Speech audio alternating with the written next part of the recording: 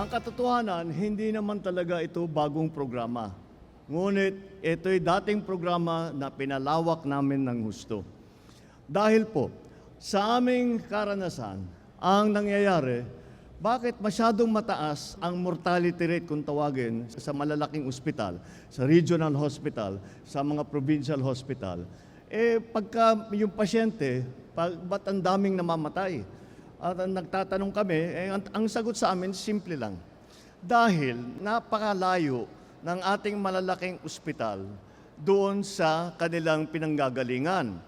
At kaya napakahirap makapunta. Kaya ito ang aming ginawa. Binaba natin ang serbisyo ng healthcare natin para mas malapit doon sa pinanggagalingan ng ating mga magiging pasyente at hindi na kailangan magpa-confine sa malalaking ospital.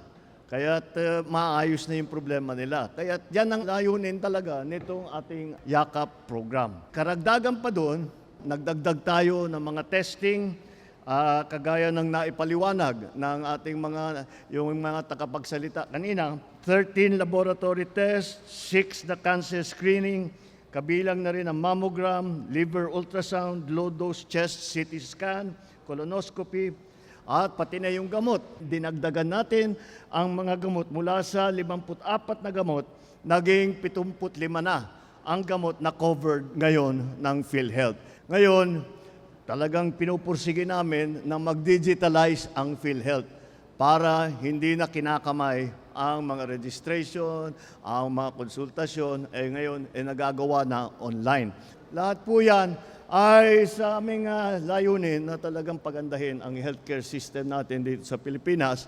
At sa palagay ko, dito pagpatuloy ng YAKAP na programa ay mararamdaman ng taong bayan na ang pamahalaan ay nandito at ginagawa ang lahat at ginagamit lahat ng kakayahan ng buong pamahalaan upang tulungan kayo, lalong-lalo na kapag kayo ay may sakit. Naging aware kami ngayon sa expanded benefits na binibigay ng PhilHealth through this program na PhilHealth YAKAP.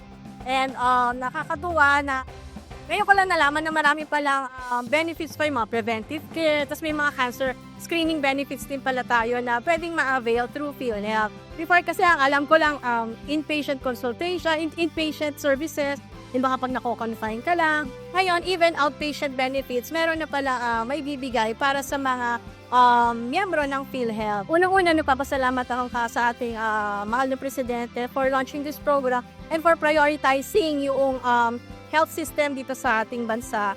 And sa DOH na rin and sa PhilHealth, President CEO din natin kay Dr. Edwin Mercado, maraming salamat for this program na alam natin na makakatulong para sa ating mga Pilipino.